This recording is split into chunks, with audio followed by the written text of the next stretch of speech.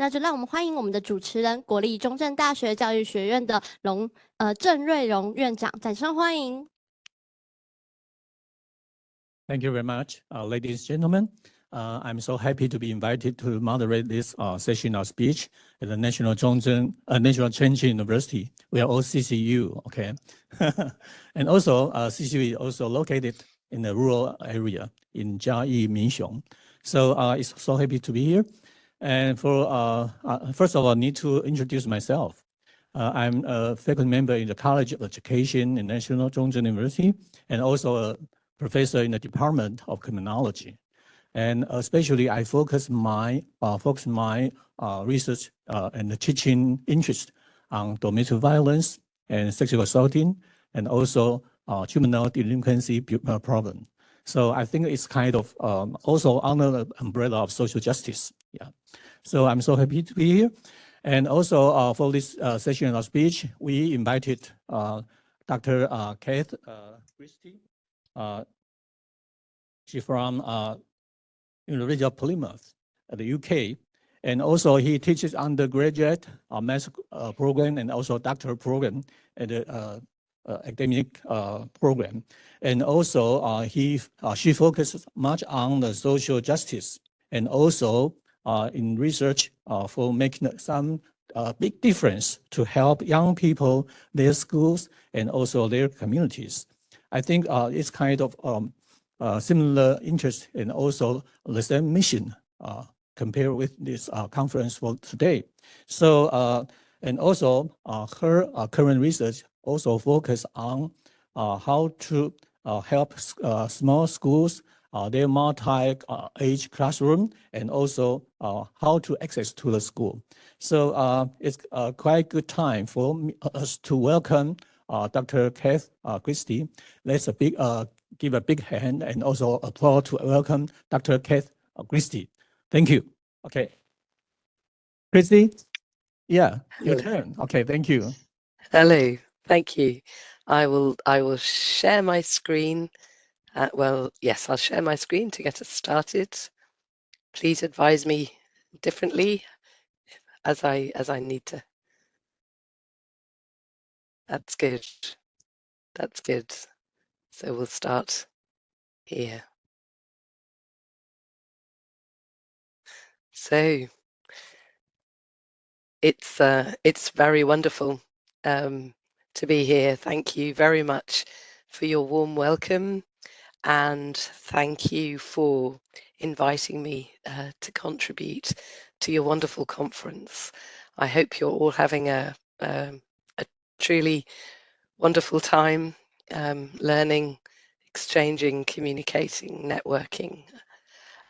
Conferences are great places to be. So thank you. Yes, I'm Dr. Cath Gristy from the University of Plymouth, which is in the far southwest of England. It's very early morning here. The sky is just becoming a little light, and I can hear the birds singing. This time of year in England we have short, dark days. Maybe see the sun today, maybe not. It's looking very grey here at the moment. I hope that your situation in Taiwan is perhaps a little bit more cheery than it is here. You look to be in a very fine auditorium, and I'm sure you're being given a wonderful conference. So I've been asked to share with you some thoughts about education, schools and communities, particularly in the UK, and I'm also going to draw in some information from across Europe. So we begin with this map. It will be familiar to many of you, I'm certain. This is the map of the United Kingdom.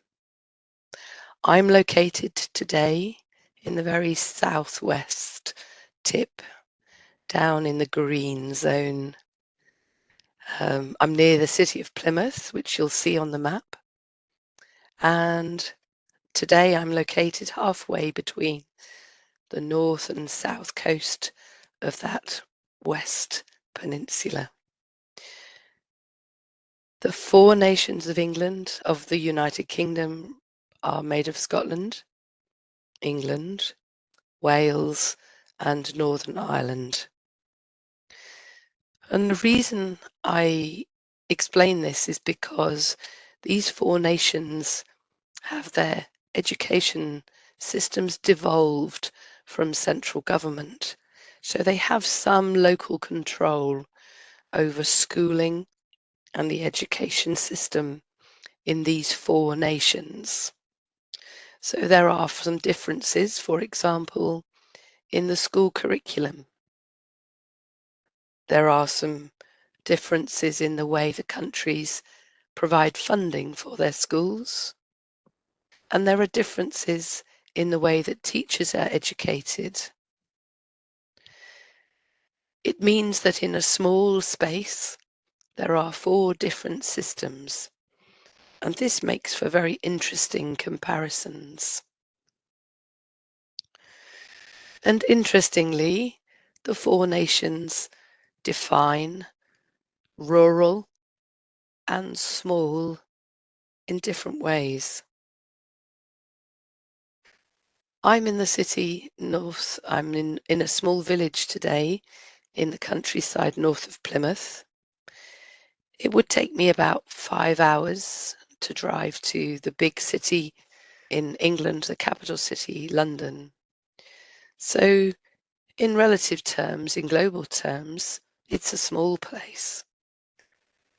The island of the United Kingdom is small, but in relative terms, as I say, it would take me about 5 hours to drive to the city.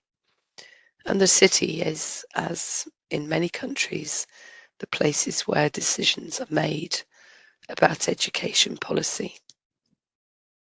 So this is the village where I live and where I'm speaking from today. It's a small community. About 800 people live in the parish, the sort of local government area. There is a small primary school, about 60 students. As you can see, the tower of the church in the centre. And there's a pub. There's no shop and no other facilities. People tend to travel to town to work. There's not much work in this area. Traditionally, it was an area of agriculture and an area of mining copper, lead, and tin. And my village that I'm speaking to you today is in a designated rural area. So in this map that I'll show you now, my village would be defined as a rural area. So in England, ruralness is by government is defined by settlement size. So the size, any area with a population of more than 10,000 is known as urban, and areas are defined as rural if they fall outside of settlements with more than 10,000 resident population. So as in many countries, the rural-urban classifications are very much based on the urban centres. It's worth noting from this map that very little of England is really isolated in the sense that rural areas are in many parts of the world. You'll note a very patchy distribution of isolated and sparse settings on this map. They're the lighter colours. The urban conurbations, the blue areas, are very obvious. So there's the big city of London in the south, east. There's the cities of Manchester, Liverpool, Birmingham, and up in the northeast, the conurbations around Newcastle. I'm going to focus on the far southwest of England as I just introduce you to a little of the demographic, population and socio-economic contexts into which the education of this area sits. Unlike some parts of the country and other parts of the world, the southwest of England is actually seeing an increase in its population. So this area, the map here on the left, shows an increase generally in population across the southwest peninsula, and particularly around the area of the east of the area, and that's the city around the city of Bristol. So although the population is growing, more people are moving to this area, and some suggest that times of COVID and working from home, people being able to do their jobs online, has encouraged people to move away from urban centres in this part of the world.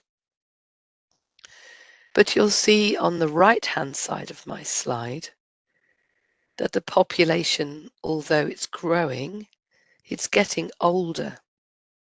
And this again is a very familiar pattern to many parts of the world, rural areas in parts of the world.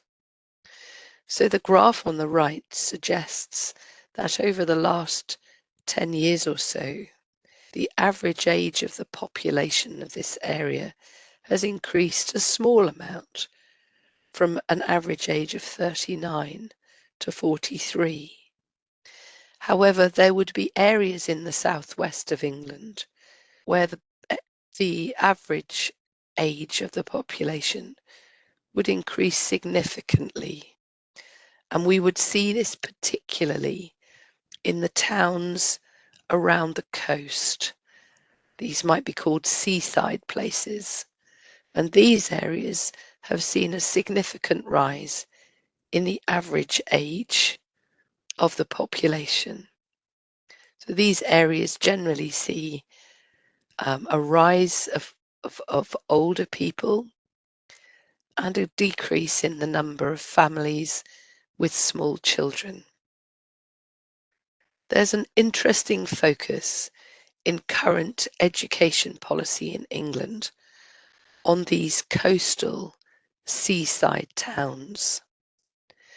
These areas of England throughout the whole country have seen a general decrease in education standards and in also the health and well-being of the population.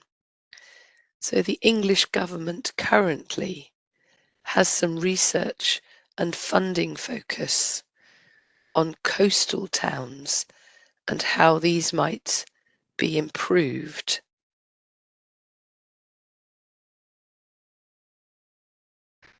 My next slide focuses on the major socio-economic issues in the southwest of England.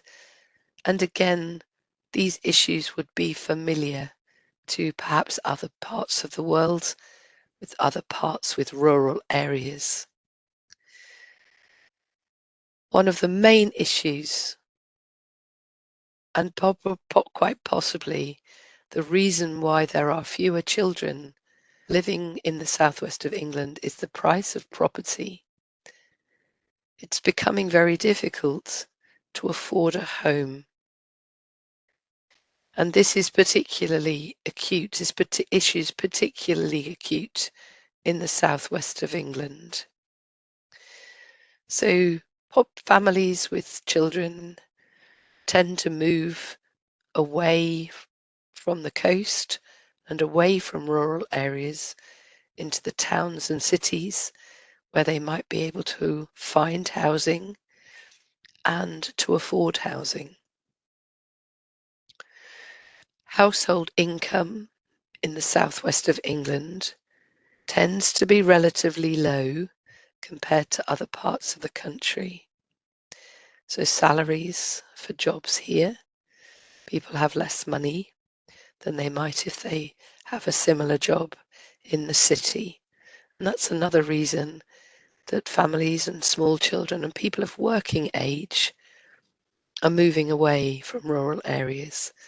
And again, this might be very familiar to those of you studying rural areas in Taiwan, but perhaps also in other parts of the world.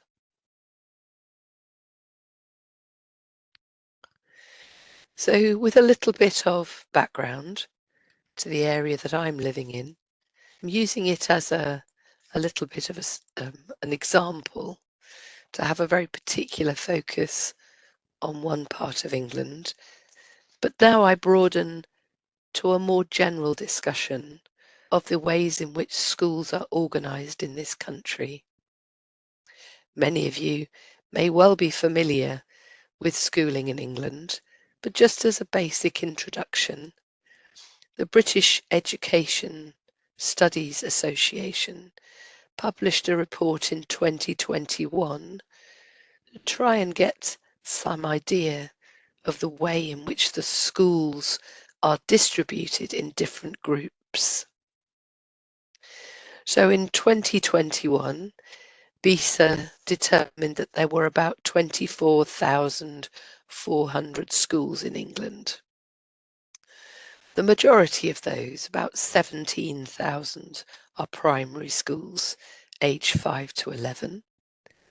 About 3,500 secondary schools, and then about 2,400 independent schools. These are schools independent of government, so you might call them private schools. About 1,000 special schools, which would be government funded. About 50, 60 special schools that are not government funded, so those might be called private special schools, and about 350 pupil referral units. So you can see the vast majority of primary schools in England are funded by government and are local authority controlled. So they're controlled by local government, regional government. In secondary schooling, more schools are included in what are known as multi-academy trusts. Just a brief mention of multi-academy trusts. This is a relatively new development in England and one that you might be familiar with. The government have devolved control of schools to multi-academy trusts. So traditionally in England, schools were managed by their local authority. So the local authority where I reside is known as Cornwall, and it's a region of the southwest of England. The local government would control the schooling. They would control funding and control some of the administration. But with multi-academy trusts, these schools or groups of schools are controlled or are funded directly from central government. And the multi-academy trusts are basically state-funded independent schools. They're run as not-for-profit companies, and often several schools will join together under a single leadership and governing body who manage the budget. Some multi-academy trusts are now very large, with very large numbers of schools inside them, and they have very, very large budgets. And they have become institutions in themselves and have an important voice, and some might argue a very great deal of power in central government. On Friday last week, I went to a new network, the launch of a new network in Cornwall. And this was a small schools network, which is being organised by local government. They've become aware that the small schools that are still controlled by local government in Cornwall have found themselves isolated in many ways, because the vast majority of schools in Cornwall now sit in multi-academy trusts. So there are 238 primary schools in Cornwall, and only 50 of those 238 now remain in local authority control. So only 20% of the schools are managed by the local authority. A significant majority are in multi-academy trusts. Excuse me one moment.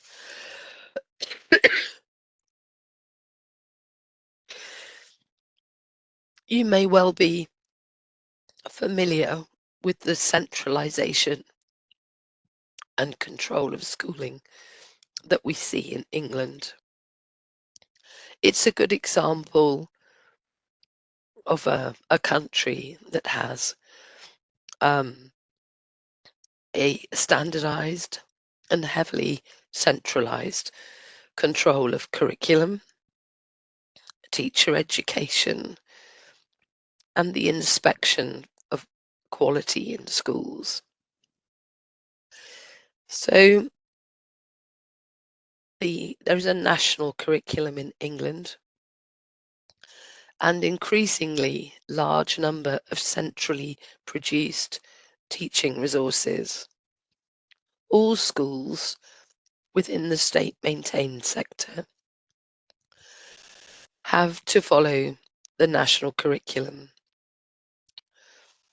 The multi-academy trusts have some curriculum freedom, but the vast majority will be following the national curriculum, as this is the curriculum that's assessed by standardized national testing at age 16. So the vast majority of schools follow the centralized national curriculum, and they would be expected to do so when they're inspected by Ofsted, the Office of Standards in Education. Ofsted is the national inspection system, and you might well have read about its there's a great deal of criticism of this inspection system currently amongst some parts of the school system in England. It's heavily centralized, and it has a very standardized inspection framework, which is used for every school, whatever their size, whatever their locality, and whatever the nature of the population of children within the school. The third area of centralization, and this area is actually growing, is the teacher education in England. Teacher education is controlled by central government. Institutions that are granted permission to educate teachers, they're given license, are controlled by central government. So if a university has a teacher education program, the program is licensed, managed and controlled by central government. And the same goes for school-based teacher education programs. Again, all controlled by central government and standardized. So there are no teacher education programs for teachers going to small schools, for example, or for teachers going to rural schools. Although there have been attempts to set up teacher education programs, as there are in other countries, where teachers might be prepared for life in small schools and rural schools. There have been some attempts here in England. The Church of England runs many small and rural schools, and a program called Teach First that have made attempts to develop teacher education programs that prepare teachers for different kinds of settings. So schools in rural England tend to be smaller, a bit like many other parts of the world. This is a collection of schools that I've been associated with across Europe. So here are schools in Finland, in Spain, Austria, and Czechia, the Czech Republic in former Eastern Europe. And here are some small schools in England. These are the sorts of schools that you might see in communities like the one I live in. It's worth mentioning that the Church of England, which is the main Anglican church in this country and associated with the monarchy, are involved with very large numbers of small schools and rural schools, primary schools throughout England actually, but many of them are schools that would have been set up in association with a church as part of a community. In England in 1870, the Education Act was passed that required all children from the age of 5 to attend school. So a lot of schools were built after 1870, and many of those would have been built with money from the church or money or associated with a church. And that legacy survives.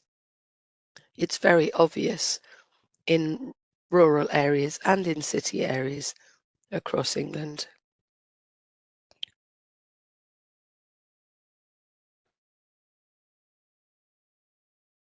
As you know, I'm interested in small schools, as many of you are too. Defining small schools is remarkably difficult in this part of the world. This just gives you an idea of the numbers of different ways in which small is defined. 210 is a size of a school that's often quoted in government documents. Well, 210 is a very large school for many of the small schools that I work with. But even within government, there are different definitions. For those of you interested in the way in which small and indeed rural are defined, I would encourage you to have a look at the two publications that I've identified here with Vargas Mallet and Bagley from 2021, and myself, Linda Hargreaves, and Sylvie Rita Kusarova in 2022. I find it fascinating that it proves so difficult, particularly to define small. One of the reasons that's interesting for me is that, well, first of all, numbers can be manipulated, but also it means that when you're looking for research literature around small and rural schools can be difficult to find, and you need to have a broad understanding of the way that these places are labelled and defined when you're looking for research literature. There's some basic statistics that I did last year with my colleague in Scotland. It gives you a sense of the proportion of schools in England that are in urban and rural areas.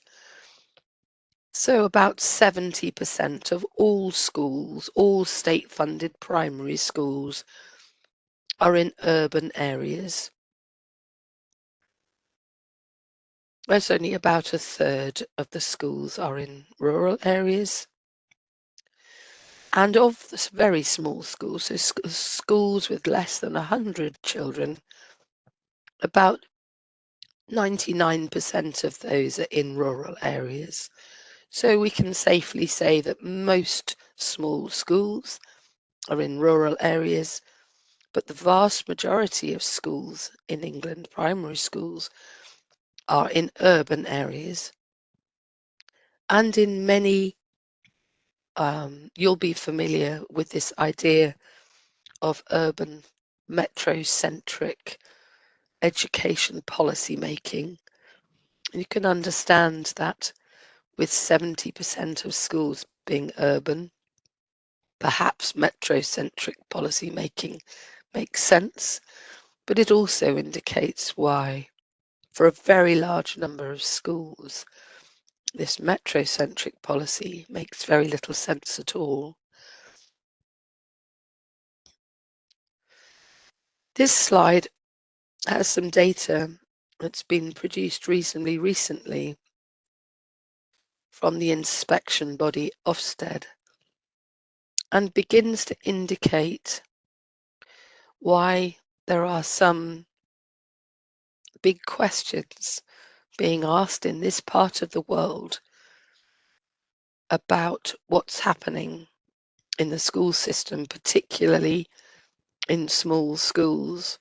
Remember that they are all assessed, inspected by the same evaluation system, the same inspection framework. What appears to be happening, and this has caused, as you can imagine, a great deal of alarm, is that smaller schools, a greater proportion of those schools are being declared inadequate, and the next lowest status requires improvement. Fewer of those schools, by proportion, are being graded as good or the top level outstanding. As you can imagine, this is causing quite a significant amount of alarm amongst school leaders. Perhaps there appears to be some kind of jeopardy about being a small school in the current system in England.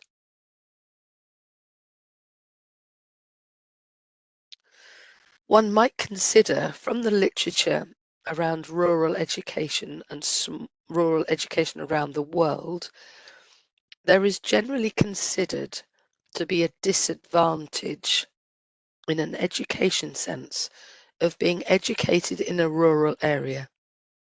In England, this is not the case. There does not seem to appear to be particular advantage or disadvantage of living in a rural area to children's education achievement. This is unusual, and most of my colleagues researching schooling in rural areas across the world see significant disadvantage in being educated in a rural place. This counters the findings from the Ofsted inspections that appears to be disadvantaging small schools, which, as we know, tend to be in rural areas. So there do appear to be some differences in this area from the research literature from other areas around the world looking at rural places. So this graph, and the government produce a statistical digest of rural England looking at all elements of rural life. They produce it regularly. It would appear that living in a rural area does not necessarily lead to education disadvantage. As I say, this is different from other parts of the world. So why might this be? Well, the country is relatively small, so travelling distances are small. It's relatively affluent. Rural areas tend to attract very wealthy people. There's a long history of land ownership, large amounts of land being owned by a small number of people. And rural areas tend to be dominated by country estates owned by very, very wealthy people.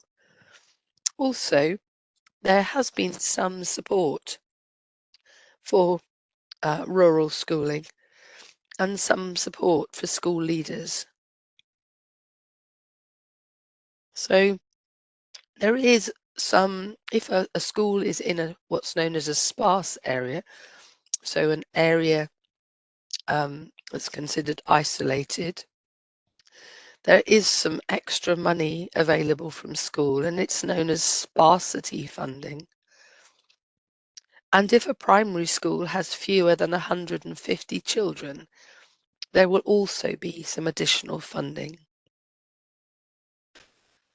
There is some sense that the leaders of small schools need to be supported. And there is a small schools leadership qualification developed relatively recently by the Church of England. There's also an Ofsted working group trying to help understand the problems with the inspection framework and small schools, although those working on that group believe it's more about helping school leaders understand how they might better perform under the standardized system. The other way in which schools are supported or support one another in rural areas is that they form clusters, federations and networks. Some of these are informal, such as the cluster of schools on the left of my slide, and some are formal clusters, such as multi-academy trusts. The cluster on the right of the slide is a large multi-academy trust in my part of England, with a very large number of schools that belong to it. So it might be argued that schools in rural areas are perhaps benefiting from these clustering arrangements, which perhaps benefits the education that they're providing for their pupils, and perhaps the assuaging what might have been a rural disadvantage. Excuse me, okay. We have 5 minutes left. Okay, 5 I minutes, shall be quick. Okay, sorry about the interruption. Not at all. Not at all. So we have a great deal of, so I'm very keen to encourage research to try and find out what's happening here. As in the introduction, I'm very interested in multi-grade classes.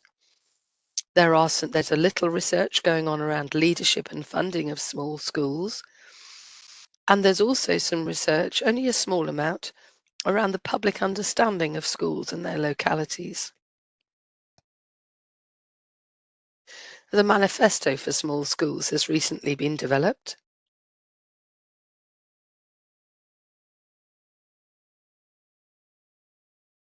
And also, I'm very keen to draw in research from across Europe. England's a very small country. Scotland, Wales, and Northern Ireland are also producing some research. But there's a great deal of research about rural and small schools in our other parts of Europe, great deal from Spain, great deal from Italy, the Scandinavian countries of Sweden, Finland, Norway, Austria. Many of them, only of those countries, have a very large number of small schools and much less centralized government control of curriculum, teacher education, and so on. And what's very interesting is observing the changes in the former Eastern Bloc, Czechia, Poland, Serbia, places like that, where there's been a very rapid change in education, policy making, and schooling. The reason I think that Italy, here's some examples of recent research publications on small and rural schools. And the reason I think that, sorry, just forward my slide. The reason I think Italy is interesting is that Italy has had a great deal of, has a government-funded education, national education research authority, and they have been looking at small schools and multi-grade teaching for some time. So those of you interested in looking at areas of developing practice, policy, would be could consider looking at the research publications produced by Italy. They've had state-funded education research of small schools, funded now for some time. And there's a great body of research here. They have very many small and isolated schools. The other country that has spent has a good body and growing body of research on small and rural schools is Spain. Spain has a history of collectivism and cooperation, so very different from Italy politically, and a very different history. Both Italy and Spain have seen this hollowing out and depopulation of rural areas, as seen in many parts of the world.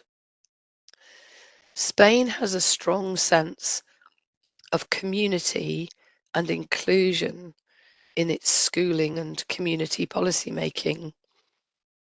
And there is a preparation of teachers for small schools, diverse classrooms, and isolated areas, which is worth following up.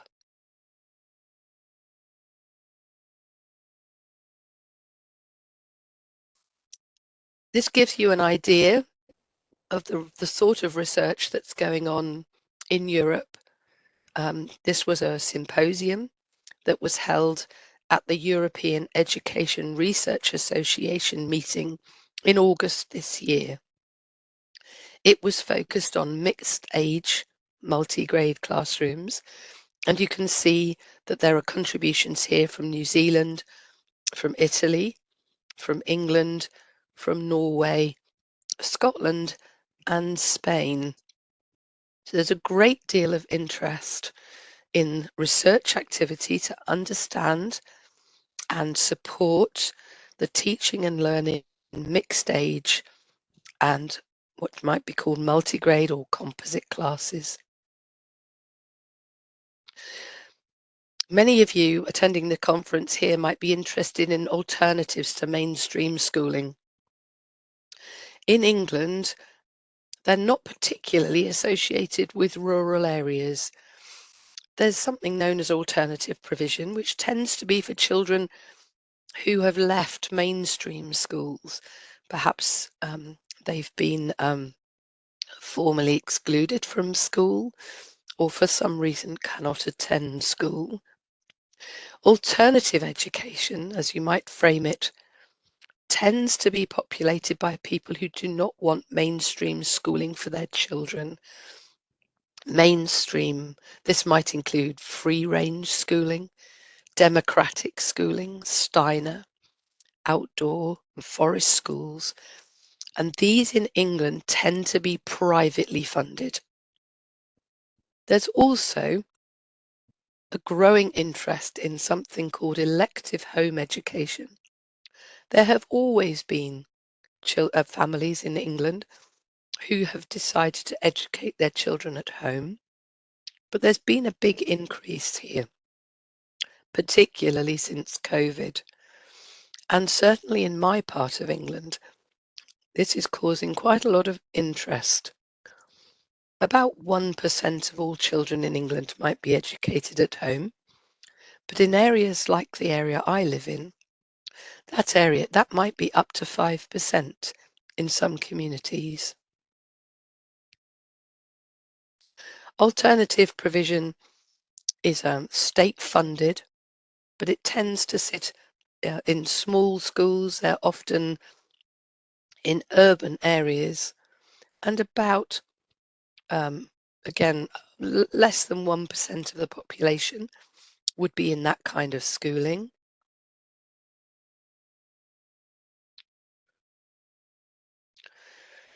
Outside of the state sector, we might see democratic schools, Montessori schools, a movement known in England as the small schools movement. And this is, I think, probably an area that researchers like myself, looking to develop and inform small school, mainstream small school work, are looking for ideas and for collaborations. It's not encouraged by central government and not supported by central government, but teachers who are looking for other ways to run small schools might find that there are good collaborations to be had outside of the state sector. Some of them have been actually funded in the state sector. There have been some interesting developments. And these include, so these are state-funded alternative education settings. There's a network of schools in England now known as cooperative schools, based on cooperative principles. There are a lot of forest schools sitting within mainstream primary schools. There's something known as human scale education and a program Learn to Lead, which is a very interesting program set up in primary schools. Learning Without Limits and rights respecting schools are also projects that run in mainstream schools, using many of the ideas deep-rooted in what might be called alternative settings outside of mainstream. So what I see as hopefulness is the way in which teachers themselves and school leaders are reaching out to settings, reaching out to people who are familiar with or confident in settings outside of the highly controlled mainstream primary and secondary school network. So I'm struggling there. So this is the city of Plymouth, seen from, as you can see, it's a coastal city. It's a relatively small city. It has deep history in that the country estate, you see the building on the right here, is the legacy of a very large country estate owned by very, very wealthy people. Maintains a green ruralness to the area. The city itself is a coastal, a city of deep maritime history. And in the background, you can see the highland that's known as Dartmoor. It's an area, it's one of England's national parks. It's a city that one might say sees the rural and also understands the urban. So thank you very much for listening, and I'm very happy to have had this opportunity to share with you. Thank you. Okay. Okay. We thank Kathy, Dr. Kathy very much for a very kind speech. She spoke very slowly to help us have better comprehension. Okay, so I think we have 10 minutes left for open discussion or any question for Kath. So please, we have microphone for you. Yeah, please here. Okay, the first one. Yeah, sure. Here. Kath, can we take question now? Yes. Okay, thank you. That's fine. Okay, you can see my background, so I should turn this one or something? Okay, all right. So thank you. I'm so envy. Doctor, good morning. First of all, good morning. It's 9 o'clock in the UK. I hope you can, yeah, the 9 o'clock in the UK, and it's 5 p.m. right now, actually. So good morning to you, and you can have a cup of tea. I know it's a long speech for you, so yeah. And I hope you get well soon. So my name is Mike. I'm from the National Johnson University. I'm an assistant professor for Center for Teacher Education. I have 3 quick questions. I know people are going home eagerly right now. It's 5 o'clock. So first of all, the disclaimer is that I know nothing about UK because I was trained in US. So first of all, we talk about the fundings. So because in the US context that I learned that the funding is majority for the property tax, for the local one. So how about the context in the UK? Is that kind of, because you said a lot of the wealthy people, they buy the land because it's cheap and then live over there, enjoy their life to have such a nice view, right? So what's the kind of funding for the rural one? That's the first one. And the second one, since I'm background is the teacher education. So the second one I'm going to ask is there any kind of special endorsement in teacher program that help the pre-service teachers to be ready for the rural education program that they're going to? Is there special kind of training, different categories, that kind of stuff? And the third one is the last one, because my research is compare the Teach for America and Teach for Taiwan. And you talk about the alternative teacher pipeline, that's Teach First in UK. So what's the kind of general public or kind of their perspective or reputation? Do they think this kind of they're challenging the kind of major and the mainstream teacher education, or they think, oh, you are supporting the rural education, is more like receiving the positive kind of feedback? What's the kind of the kind of image for the Teach First in UK? That's my 3 questions. Thank you. Appreciate it. Okay. Oh, thank you. 3 very interesting questions. I'll be swift because we have little time. So you talked about the context. I think rural England is different from many parts of, from my colleagues across the world. Rurality is associated with poverty, with isolation. In England, generally, rural areas might be places that are considered desirable to own and desirable to live in. And I think that's different from many. I speak to rural educators all over the world, and this is slightly different. Perhaps similar to in Italy, where many people would own a second property in the mountains or by the lakes. So there's this sense that rural is desirable. Much of the land would be owned by a few people. Land ownership in England is different. Again, historical, so many people would not own the land on which their houses are built, for example. People living in rural areas like my village, I would own my garden and I would own the and so on, but many people do not have access to land. Large country estates take up most of Scotland, take up most of rural England. Saying that, though, we don't have the, but land ownership is much more egalitarian than it is in other parts of the world. It is possible to any person with the necessary money could purchase land.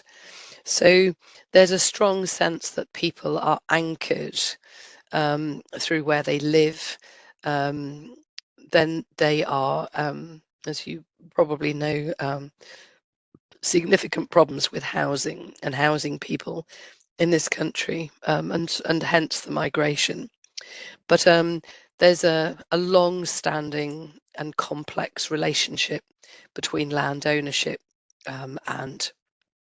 and people here, as there is in every other part of the world, really. So I'm not certain.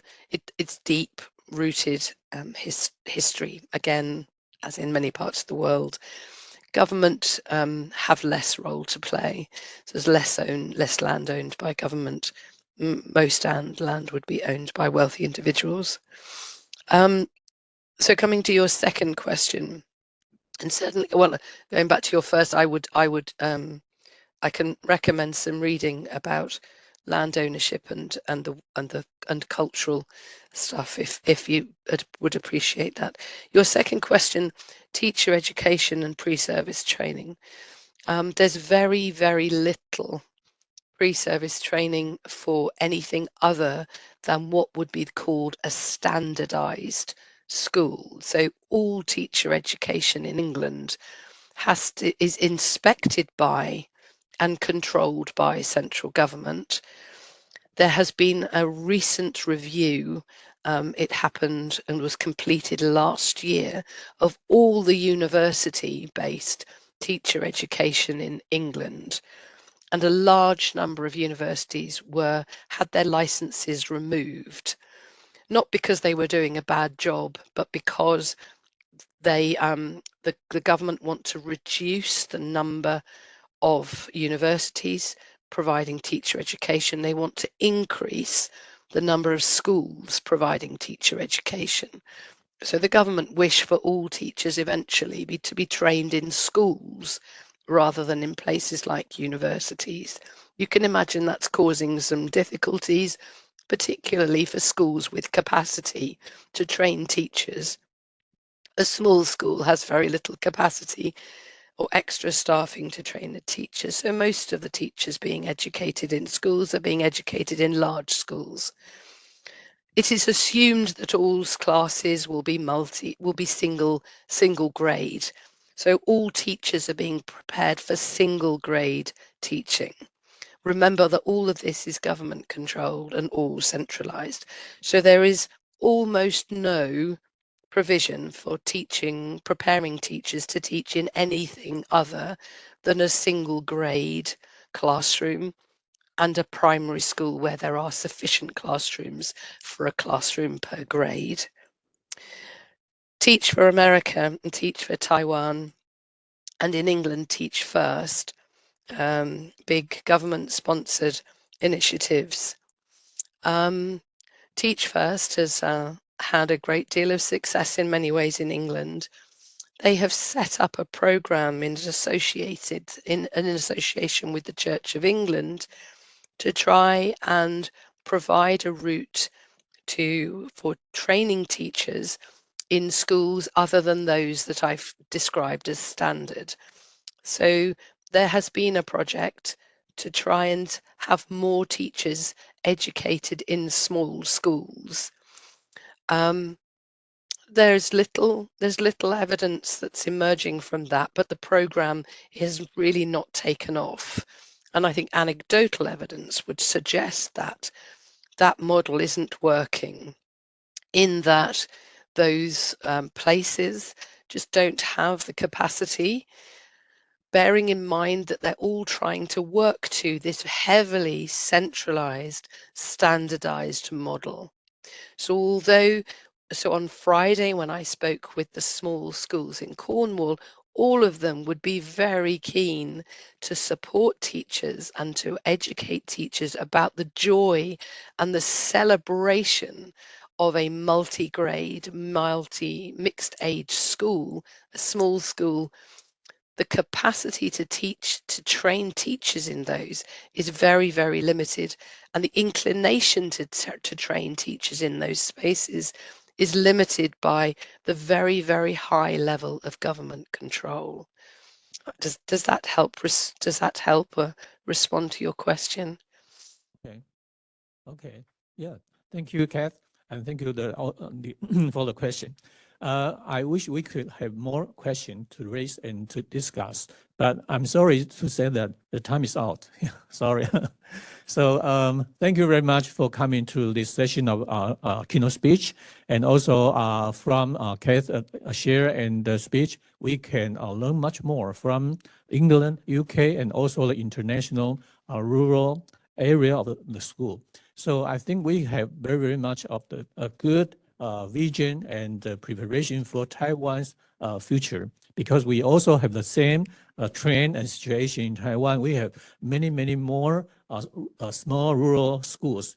Based according to my the primary school I studied before, it's only 37 pupils there. Okay, so thank you very much for the invitation of this conference, and also thank you for coming, and hope everyone have very good experience from this conference. Thank you very much. Thank you. Bye bye.